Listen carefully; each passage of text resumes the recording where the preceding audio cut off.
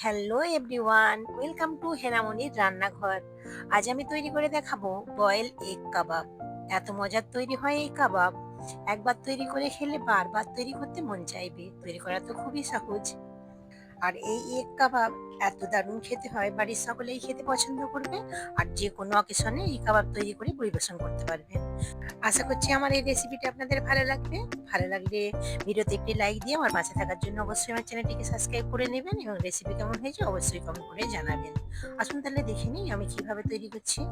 আমি এখানে 4টি সিদ্ধ ডিম নিয়েছি এবং 2টি সিদ্ধ আলু নিয়েছি। এখন আমি ডিম এবং আলুটিকে এই গ্রেটারের সাহায্যে আমি গ্রেট করে নেব। তবে এখানে আমি 4টি ডিম নিয়েছি, আপনারা 3টে ডিমও নিতে পারেন। তবে যেহেতু এগ কাবাব একটু ডিমটা বেশি দিলে খেতে আরো ভালো লাগে।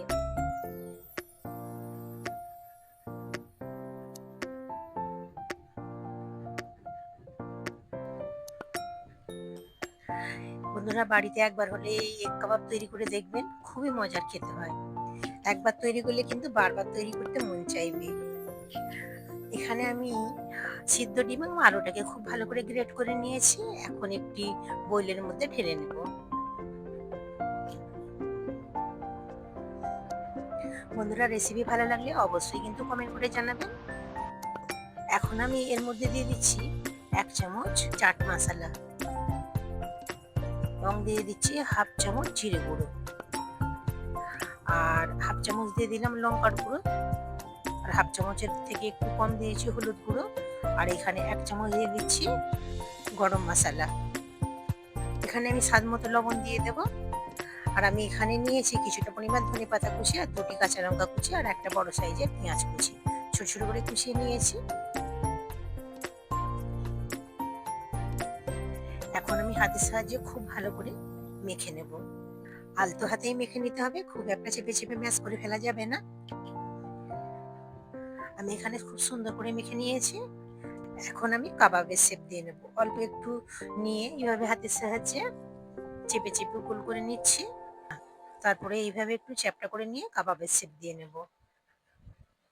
আপনারা আপনাদের পছন্দ মতো যে কোনো শেপ দিয়ে নিতে পারেন। আমি এখানে গোল গোল শেপ দিয়ে নিচ্ছি।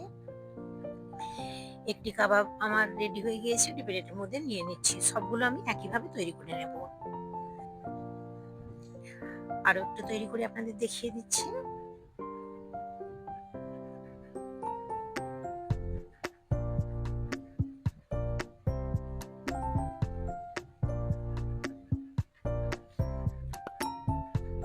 সবগুলো আমি তো একইভাবে তৈরি করে নিয়েছি। এখানে আমার 11টা কাবাব তৈরি হয়েছে। এখন একটি পাত্রের মধ্যে আমি নিয়ে নিচ্ছি 2 টেবিল চামচ কর্নফ্লাওয়ার। আপনারা কর্নফ্লাওয়ার না থাকলে ময়দা কিংবা চালের আটাও নিতে পারেন। এখন আমি অল্প জল দিয়ে একটা স্লারি তৈরি করে নেব। আমি অল্প অল্প জল দিয়ে একটা স্লারি তৈরি করে নিয়েছি। একটা সাইডে রেখে দেবো। ঠিক এইরকম তৈরি করেছি।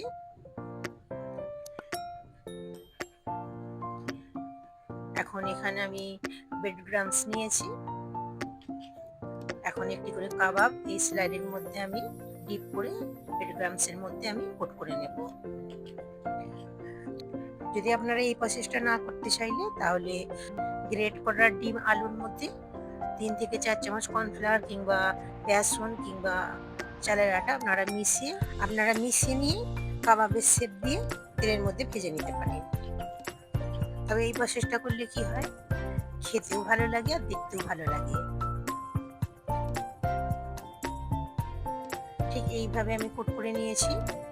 আর সবগুলো এইভাবে কোট করা হয়ে গিয়েছে। এখন আমি ভেজে নেব। তার জন্য আগে থেকেই কড়াইয়ের মধ্যে তেল গরম করতে বসিয়ে দিয়েছিলাম। তেলটা মিডিয়াম গরম হয়েছে। একটু একটু করে আমি কাবাব তেলের মধ্যে ছেড়ে দিচ্ছি।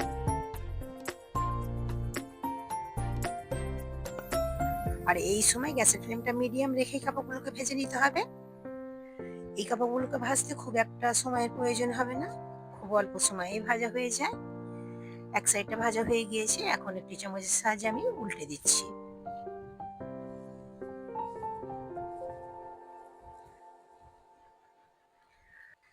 আমি বেশ কিছুক্ষণ ধরে কাবাবগুলোকে ভেজে নিয়েছি। কাবাবগুলো ভাজা হয়ে যাওয়ার পর একটি ছাঁকনির মধ্যে আমি তুলে নিচ্ছি।